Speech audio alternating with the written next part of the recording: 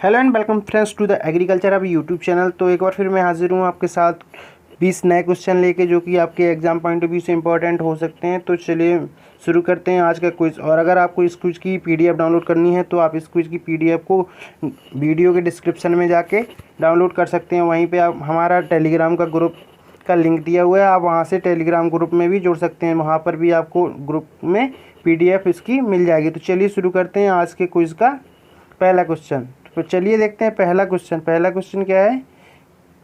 पहला क्वेश्चन है, vitamin B की कमी से कौन सा रोग होता है। तो यहाँ पे चारों रोगों के नाम दिए गए हैं ऑप्शन में, आपको बताना है इनमें से विटामिन बी की कमी से कौन सा रोग होता है। तो ऑप्शन ए है स्कर्वी रोग, ऑप्शन बी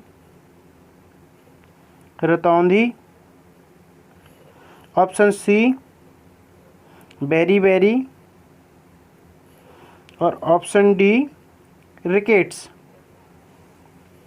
ठीक है, तो आपको बताना है कि विटामिन बी की कमी से कौन सा रोग होता है। तो इसका ऑप्शन बी फॉर बेरी जो रोग है वो विटामिन बी की कमी से होता है। तो इसको आप सिंपली याद कर सकते हैं कि विटामिन बी की कमी से बेरी रोग होता है। ठीक है, और चलिए चलते हैं नेक्स्ट क्वेश्चन की ओर। तो नेक्स्ट क्वेश्चन में पूछा गया कि पात गोभी का बीज उत्पादन कितना होता है। जो पात गोभी होता है, जो कैबेज जिसको बंद गोभी भी कहते हैं कॉमन नेम, तो उसका पूछा है सीड प्रोडक्शन कितना होता है। तो option A 2 quintal, option B 5 quintal प्रति हेक्टेयर। और जो सीड की क्वांटिटी है वो पर हेक्टेयर में हमेशा बताई जाती है।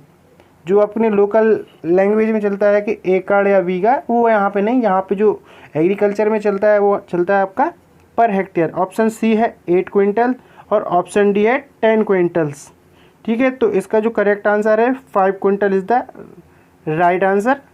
5 क्विंटल प्रति हेक्टेयर पात गोभी का सीड प्रोडक्शन होता है। चलिए बढ़ते हैं नेक्स्ट क्वेश्चन की ओर। नेक्स्ट क्वेश्चन है, इसमें पूछा गया है कि एलियम सेपा किस फसल का बॉटेनिकल नेम है। ये आपको एलियम सेपा एक फसल का नाम दिया, एलियम सेपा साइंटिफिक नेम दिया है। ये पूछा गया है कि किस फसल का है। तो चलिए देखते हैं ऑप्शन। इसमें 4 ऑप्शन दिए हैं। ऑप्शन ए प्याज, ऑप्शन बी अदरक, ऑप्शन सी करेला, ऑप्शन डी लहसुन। तो चलिए मैं आपको बता देता हूँ कि जो अदरक का जो साइंटिफिक नेम होता है वो होता है जिंजीबर ऑफिसनेल, और करेला का जो साइंटिफिक नेम है वो होता है मेमोडिका कैरेंटिया, और जो लहसुन का होता है साइंटिफिक नेम, वो साइंटिफिक नेम लहसुन का है एलियम सटाइवम। तो बचा कौन सा, प्याज। तो इसका राइट आंसर हो जाएगा प्याज, ऑनियन का साइंटिफिक नेम होता है एलियम सेपा। ठीक है, अब चलते हैं नेक्स्ट क्वेश्चन की ओर। तो बताइए इसमें पूछा गया कि पूसा कंचन निम्न में से किसकी प्रजाति है। पूसा कंचन ये काफ़ी फेमस प्रजाति है, आपको बताना है किस क्रॉप की ये प्रजाति है। तो ऑप्शन ए है फूलगोभी, ऑप्शन बी गाजर, ऑप्शन सी मूली, ऑप्शन डी सलजम। तो इसको मैं बता दूं कि ये आपकी सलजम की एक काफ़ी फेमस वैरायटी है। ठीक है, तो ऑप्शन डी सही हो जाएगा। चलिए नेक्स्ट क्वेश्चन देखते हैं। नेक्स्ट क्वेश्चन में पूछा गया कि लौंग प्राप्त होता है। जो लौंग होती है आपने देखा होगा, तो लौंग निम्न में से पौधे के किस भाग से प्राप्त होती है। उनके पूछने का मतलब ये है, तो आपको इसमें बताना है किस भाग से प्राप्त होती है। ऑप्शन ए जड़ से, ऑप्शन बी तने से, ऑप्शन सी पुष्पकली से, और ऑप्शन डी फल से। तो आपको बताना है कि किस से प्राप्त होती है। तो आपने देखा होगा कि उसमें जो एक हल्का सा पुष्प होता है, अपन उसको ही खाते हैं, मतलब उसी का कंजम्पशन किया जाता है। तो इसका जो करेक्ट आंसर है वो हो जाएगा पुष्पकली, ऑप्शन सी इसका राइट आंसर है। ठीक है, चलिए नेक्स्ट क्वेश्चन पे चलते हैं। नेक्स्ट क्वेश्चन पूछा गया, ये भी एक वैरायटी रिलेटेड क्वेश्चन है, और एग्रीकल्चर में मोस्टली वैरायटी से क्वेश्चन ज़्यादा आते हैं, तो इम्पोर्टेंट वैरायटीज़ को याद करना आपको ज़रूरी है। तो इसमें पूछा है प्राइड ऑफ इंडिया किसकी उन्नत प्रजाति है। तो pride of India option A दिया है इसमें ब्रोकली, ऑप्शन बी फूलगोभी, ऑप्शन सी गांठ गोभी, ऑप्शन डी पात गोभी। तो इसकी जो प्राइड ऑफ इंडिया है, जो एक फेमस वैरायटी है, वो है आपकी पात गोभी। तो पात गोभी इसका करेक्ट आंसर हो जाएगा। ठीक है, नेक्स्ट इसमें क्वेश्चन दिया है कि निम्न में से सबसे बड़ा रबड़ उत्पादक राज्य कौन है। भारत में मतलब पूछा गया कि निम्न में से, ये भारत के जो राज्यों के नाम दिए गए हैं इसमें, जिसमें से पूछा गया कि निम्न में से कहाँ पे सबसे ज़्यादा रबड़ का उत्पादन होता है? तो option A Karnataka, option B Tamil Nadu, option C Kerala और ऑप्शन डी महाराष्ट्र। तो इसमें आपसे बताना है कि रबड़ का सर्वाधिक प्रोडक्शन किस राज्य में होता है? तो इसका जो करेक्ट आंसर है केरल। केरल में सबसे ज़्यादा रबड़ का उत्पादन होता है। चलिए बढ़ते हैं नेक्स्ट क्वेश्चन की ओर। तो इसमें पूछा गया कि रेशम उत्पादन में भारत का विश्व में कौन सा स्थान है? जो रेशम का प्रोडक्शन होता है उसमें बताना है आपको भारत का विश्व में कौन सा स्थान है, मतलब फर्स्ट सेकंड थर्ड जो भी रैंकिंग है। तो उसमें देखो ऑप्शन ए में दिया है प्रथम, ऑप्शन बी द्वितीय, ऑप्शन सी तृतीय, ऑप्शन डी चतुर्थ। तो इसमें आपको बता दूं कि जो भारत का है रेशम उत्पादन में विश्व में दूसरा स्थान है। तो option B is the right answer. ठीक है, अब इसमें नेक्स्ट क्वेश्चन की ओर चलते हैं। तो इसमें पूछा गया है कि 1903 में भारतवर्ष में चीनी मिल स्थापित की गई थी, वह वर्तमान में कहाँ पर स्थित की, मतलब वर्तमान में कहाँ स्थित की गई थी? तो इसमें ऑप्शन ए दिया गया Pratapgarh, option B Pratappur, option C Mawana और ऑप्शन डी बलरामपुर। ठीक है, तो आपको बता दूं कि ये दो ऑप्शन जो शुरू में दिए हैं प्रतापगढ़ और प्रतापपुर, सभी लोग मोस्टली यहीं पे कंफ्यूज होते हैं क्योंकि लोग प्रतापगढ़ समझ लेते हैं, लेकिन इसका जो करेक्ट आंसर है वो है प्रतापपुर। तो जो 1903 में पहली चीनी मिल स्थापित की गई थी वो आपकी प्रतापपुर में स्थापित की गई थी। ठीक है, चलिए बढ़ते हैं नेक्स्ट क्वेश्चन की ओर। तो नेक्स्ट क्वेश्चन में पूछा गया है कि प्याज में छिलका उतारते समय आँखों से आंसू आते हैं क्योंकि प्याज निष्कासित करती है।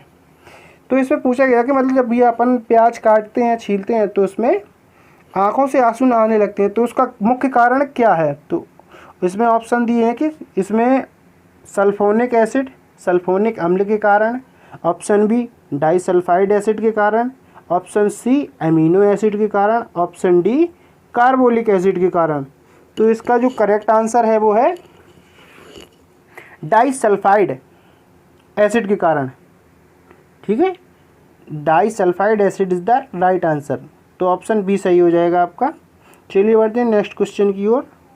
नेक्स्ट क्वेश्चन इसमें पूछा गया कि ट्रिटिकेल निम्न में से किन दोनों के बीच का संकरण है? मतलब ट्रिटिकेल एक वैरायटी है गेहूं की जो कि विकसित की गई थी, तो वो किन किन फसलों के क्रॉस करने से विकसित की गई थी? तो ऑप्शन ए जौ या जई, जौ और जई के संकरण से, ऑप्शन बी गेहूं और जई के संकरण से, ऑप्शन सी गेहूं और जौ के संकरण से, ऑप्शन डी गेहूं और राई के संकरण से।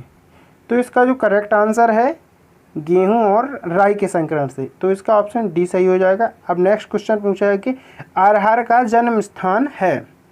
तो जो अरहर की फसल होती है बेसिकली ये दाल है, तो ये इसका नेटिव प्लेस कहाँ है, मतलब ये इसका उत्पत्ति स्थान कहाँ पे है?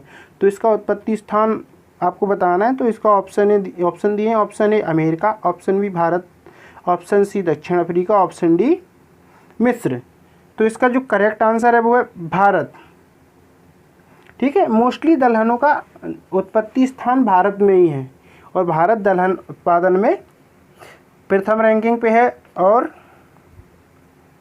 चलिए चलते हैं हम नेक्स्ट क्वेश्चन की ओर। तो इसमें पूछा गया है कि किस राज्य में केला का अधिकतम उत्पादन होता है?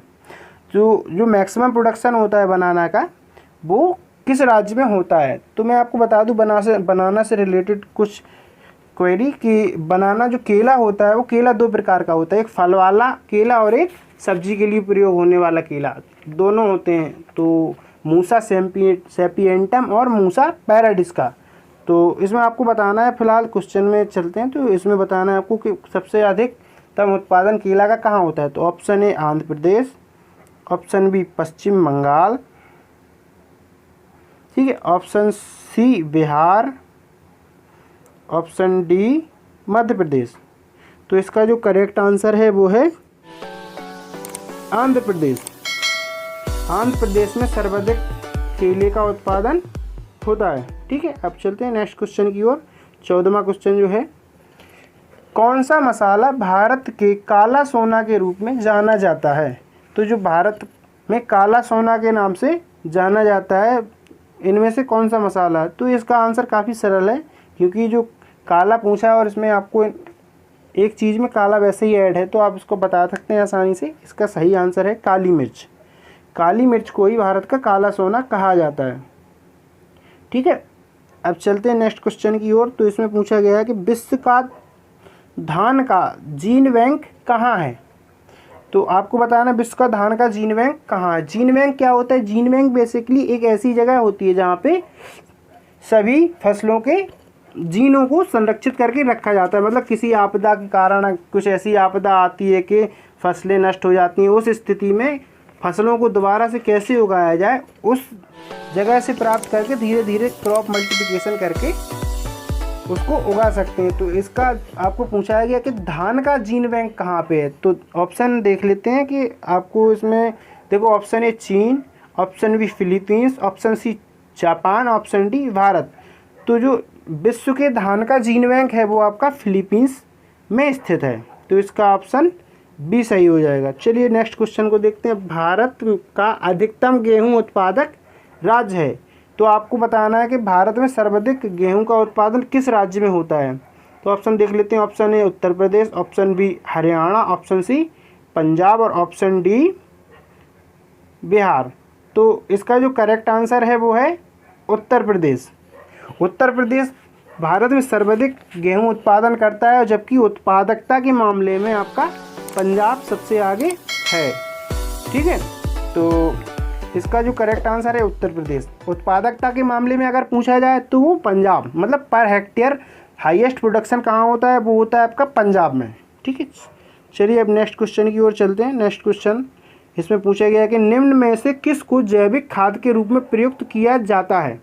मतलब बायो फर्टिलाइजर, जैविक खाद। तो जैविक खाद किसको कहते हैं भाई? जिसमें कार्बनिक पदार्थों की मात्रा होती है उसको जैविक खाद कहते हैं। ठीक है, तो इसमें ऑप्शन देख लेते हैं कि नीम, option B azolla, option C urea, option D potassium. तो इसमें यूरिया और पोटेशियम तो नहीं होगा क्योंकि ये अकार्बनिक हैं, इसमें ऑर्गेनिक मैटर नहीं होता। अब बचे नीम और एजोला। तो नीम भी नहीं है। नीम को क्या करते हैं?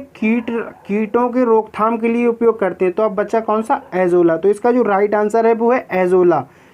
एजोला का इस्तेमाल अपन करते हैं धान के खेत में। ये क्या करता है? नाइट्रोजन का फिक्सेशन का कार्य करता है और ऑर्गेनिक मैटर को भी बढ़ाता है। तो अब चलते हैं नेक्स्ट क्वेश्चन की ओर। इसमें पूछा गया है कि सामाजिक वानिकी योजना को कब प्रारंभ किया गया। तो जो भारत में सामाजिक वानिकी सोशल फॉरेस्ट्री योजना थी वो कब स्टार्ट की गई। Option A 1986, option B 1974, option C 1976, option D 1978। ठीक है, तो अब आपको बता दूं कि जो सोशल फॉरेस्ट्री है वो भारत में लागू की गई थी 1976 में। ठीक है, 1976 में इसको लागू किया गया था और जो इंडियन फॉरेस्ट एक्ट है वो 1986 में बना था। ठीक है, योजना 1976 में शुरू कर दी गई थी। ठीक है, अब चलते हैं नेक्स्ट क्वेश्चन की ओर। नेक्स्ट क्वेश्चन इसमें पूछा गया है, नेफेड संबंधित है। नेफेड एक संस्था है जो कि आपका एग्रीकल्चर मार्केटिंग से रिलेटेड है। नेफेड का आपको फुल फॉर्म बता दूं तो इसको कहते हैं national agricultural cooperative marketing federation of India limited. ठीक है, इसका मुख्यालय आपका दिल्ली में है और ये क्या है? कृषि उत्पादों के संरक्षण एवं विपणन से संबंधित है। तो इसका सीधा आंसर हो जाएगा ऑप्शन सी सही हो जाएगा।